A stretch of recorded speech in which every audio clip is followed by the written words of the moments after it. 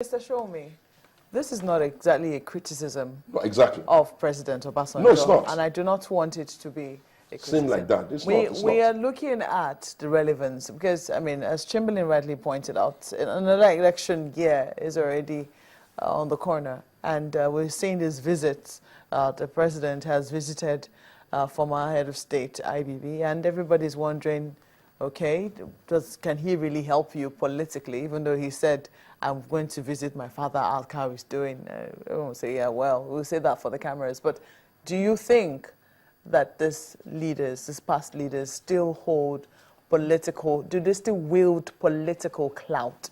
Let's take it from that point of view. Oh, because if you look at, the former President Obasanjo, who, didn't quite do well in the Southwest, you'd be wondering, what area will he also be delivering, assuming we're going to visit him? You will see governors go to visit him as well, asking him to support this administration. We're wondering, what political clout do they wield? You see, because our system has not really been encouraged to take on new people and to encourage new people to grow and probably begin to aspire to provide some different levels of leadership and how to go about these things, you find out that the same order, the same set of people keep needing themselves. So it's easy for someone to be in PDP today and all the pages of the newspaper will criticize them because they're the government in power. Tomorrow morning, they go to the opposition party and suddenly they have become saints. So if the former president had not, that's General Obasanjo, if he had not been like showing the impression of, everybody got the impression, okay, there's something that is not right here. The president and the former president are not really too close and it's not like all is well. You wouldn't have had an avalanche of opposition party running to him, the father leader and probably the person in charge of our own party. But with that as it may, that has happened. So in terms of your answering your question directly, yes, they are very relevant. They are relevant insofar as they have people who love them, who follow them, who give to them the idea that, oh, these men know what they're talking about and they should know anyway. So it's not unusual for you to find endorsement and people trying to get endorsed all over the place. How would you want to be anything in Lagos State APC, for example, and you won't need Bola Ahmed Tinubu? He's not the only one that has ruled here, but he's important, he's influential, he's still interested, he's active. Ditto Obasanjo, ditto General Babangida, ditto Abdul Salam, ditto Yakubu Gowon, ditto Shehu Shagari. But what the others are doing, and why we're just talking about the presidency really is because we expect them to understand that leaders will be copied. It's not enough for a leader to speak.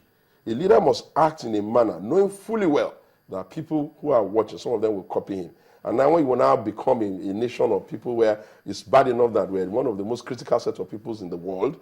Our headlines, if you buy papers in Nigeria today and go to our neighbor's country, Ghana, go and pick the headlines of their paper, you will know that we're very, very critical people. So when we are like that already as a people, would our highest level of authority, the leaders, the former leaders, the people we look onto, would they now descend into that abyss? Oh, it's just a moment, well, you have said it's an abyss. Some people will say, well, he's just saying how he feels, and I think everybody has freedom of speech. Oh, yes. By the same stretch that you say that Wole Soyinka has criticized the former president, and you're going with that. I don't know if your party is also going with that as well. He's also spoken against the current president. He's had lots of things to say about him as well. And even, the presidential candidate of the APC as well. So for some people, you don't know when with Wole Soyinka, you see, men like Wole Soyinka have a responsibility, and they carry it well, I must say. People like Wole Soyinka tries to serve as the president of the conscience of the society. In his class, you have living now, Joe Odumakin. Of former time, you had the likes of Bekora Kuti. So these men, or this group of people, over a period of time, have tried to be the conscience of our society. But hey. And we have never heard that, these criticisms were received well. Oh, they are received well. Listen, it is not easy for anybody to receive criticism well. So what happens is that you need to say it, but you need to say it sensitively, that they can at least be okay with it. Then they hear it, they feel a bit uncomfortable in their nerves, but they will settle down and take a look at what you're saying and begin to see what they can use out of it. Because sometimes, my sister, sometimes words are very cheap, especially when we have a plethora of explanations, issues that you didn't even deal with well. And to say something for this president, every time President Goodluck Ebele Jonathan has to talk, or maybe he doesn't have to make a proper speech, or like he's doing, you will see that there's a meekness and a calmness about him.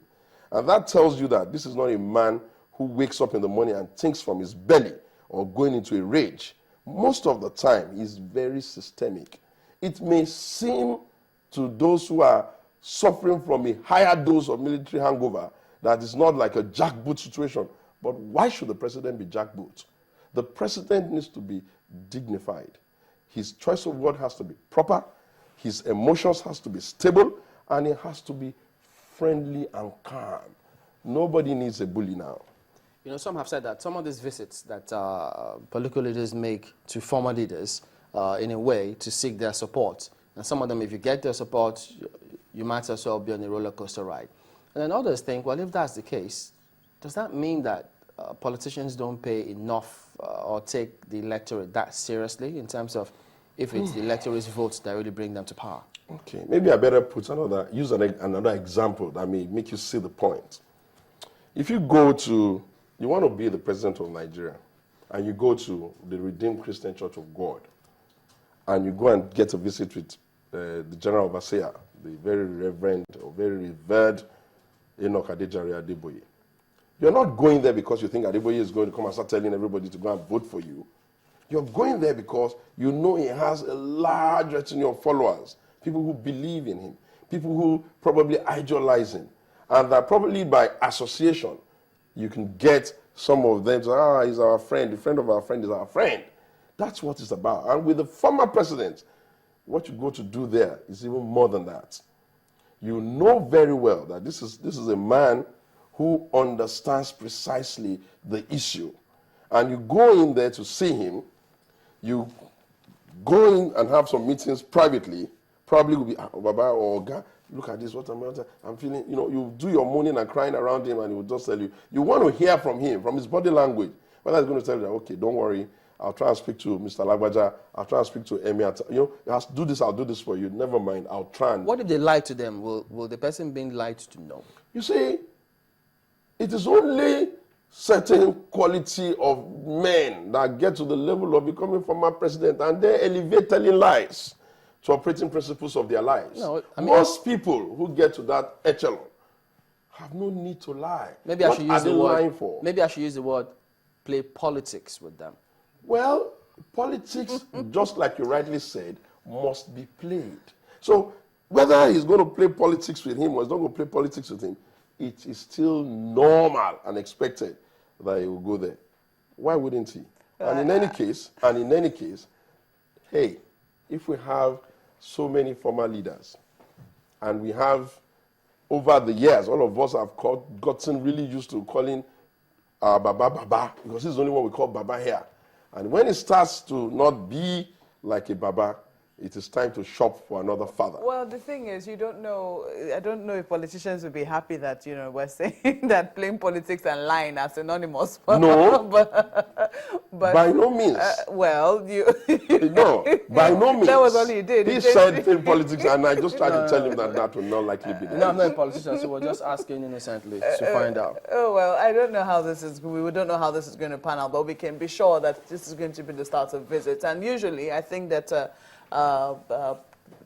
past leaders are like traditional rulers that both parties can go and see. So exactly. Let's not be surprised that we'll also see the APC calling him their father as well, and also going to visit him.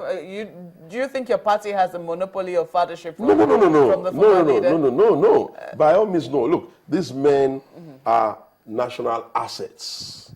They belong to us. Including former President Obasanjo. He's a national asset.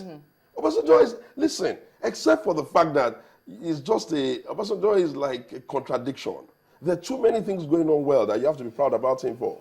You see the way he exerts himself, the way he goes all over the world and tries to make things happen there. The only thing we're asking is that, sir, hello, you ain't the president anymore. Things don't have to go your way.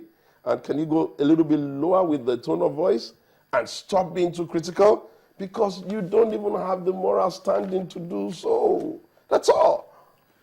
All right, that's where we'll draw the curtains for this segment. Segun Sowunmi is the former Director General for the Jonathan Sambo Campaign Organisation for the Southwest region. No, Ogun State. Ogun State. And he's a member of Ogun State PDP as Oh, well. yeah. All right, thank you for coming on this morning. Thank you, Chamberlain. Thank you, viewers. All right, we're back after this. Don't go away.